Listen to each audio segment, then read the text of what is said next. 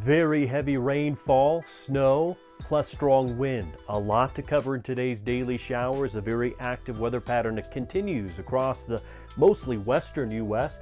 with a gravy train, if you will, of moisture moving in. You may have heard it being called the Atmospheric Express, the Moisture Express, the Pineapple Express, the Atmospheric River. All those terms apply to the water inundating the western U.S. Great from a water resource standpoint, bad for travelers. That's coming up in today's Daily Shower. Welcome, Matt Makins here. A suggestion from the Mad Hippies. They have a great YouTube channel. I'll link to it below. They're wondering about the current status of snowpack, and I'll get to that at the end of this video. But let's first off thank you all for subscribing, liking, leaving your feedback, and now let's get started. The biggest topic here is going to be the wetness across the western U.S., plus the east has a lot of rainfall on the way too. Combination of rain and snow for the western U.S. The Sierra is going to be quite snowy. The Wasatch Range and parts of the Rockies will be very snowy over the next 3 days as well. And we're going to be chatting about some strong wind events that will be moving across the country in the extended period. So let's get started with the near term. This is just looking at the week. A lot of water to the west. Some of these yellow areas in California, the Sierras, that's 10 to 15 inches of total water. 10 to 15 total water. Then as you look from the Gulf Coast states stretching up toward the mid-Atlantic, toward the Ohio Valley as well, some of these areas in the reds and the yellows start to move from 2.5 to 4 inches of total rainfall. And for parts of the Gulf Coast states, that may include severe thunderstorm activity. Keep that in mind. This is the next week. Let's look at the next 1 to 3 days, and that'll be the primary focus of this video. So just through Sunday morning, big bullseye of wetness out to the west, and we have that rainfall off to the east. There's also this sliver of moisture to create some travel problems, mostly centered on Nebraska.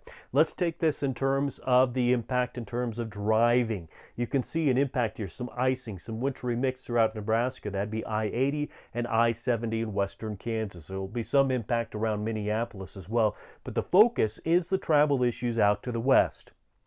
Any traveler throughout the Sierras will have some slow go there over the passes, a little bit in northern California and a little bit in Washington and Oregon too, but primary impact is going to be surrounding Salt Lake City. So anyone driving into Salt Lake, especially from the east, trying to go through the Wasatch Range into Salt Lake, really bad travel conditions there.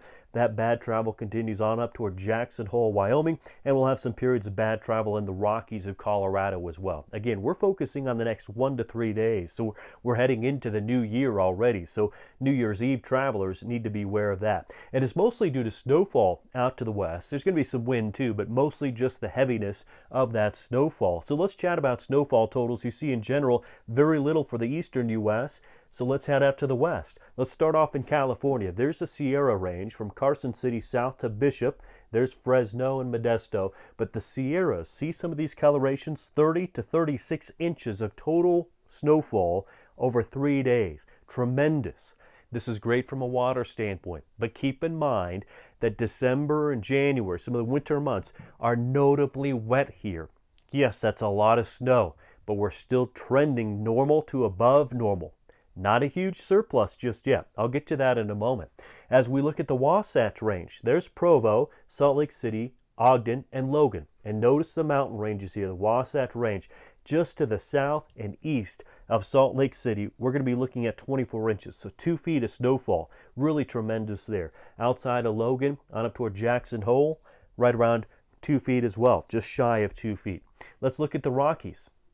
Just outside of Aspen, we're going to be looking at around 16 to 22 inches of snowfall. Around Steamboat Springs, we're going to be closer to the 12 to 18 inch range. This is 3-day total, so anybody skiing or traveling, you get the idea here. A lot of deep, heavy, wet snowfall is going to be falling. From a skiing standpoint, Steamboat Resort and around Aspen, as well as down to the San Juans. Any of those resort or resort areas will have the best snow conditions if you like deep snow for the new year.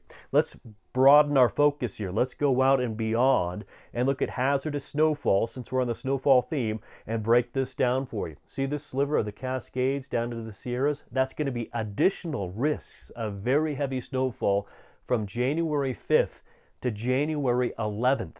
The snow train continues here off to the west.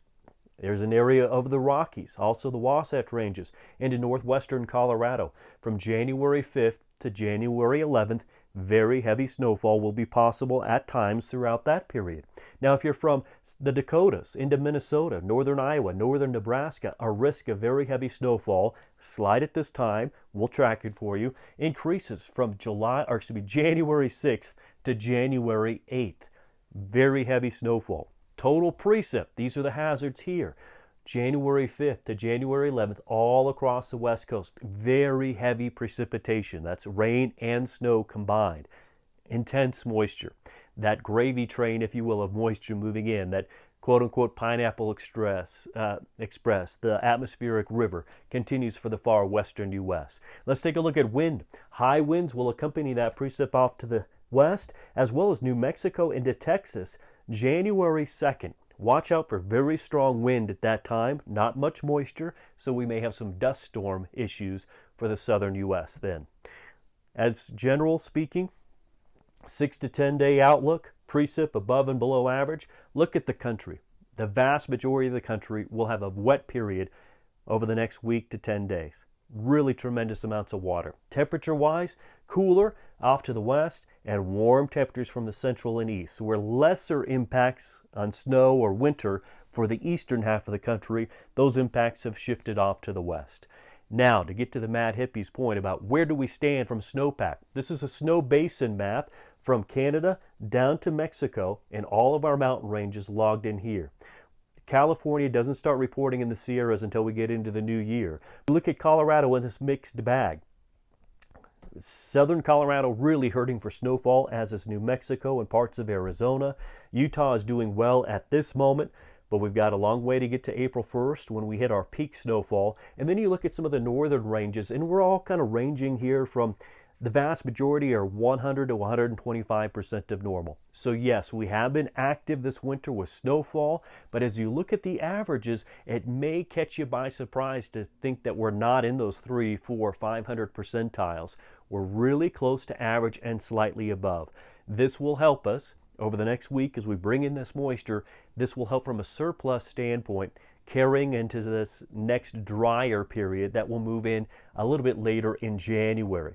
Let's just focus on Colorado since the Mad Hippies were asking about that. Percent of median as of 12/29 is 100% of average. And for Colorado snowpack, we've been trending right around that average line so far. But again, for Colorado and all other mountain basins, we get into March and April to find that peak. So we've got a long way to go and a lot more snow ahead. La Nina is in control.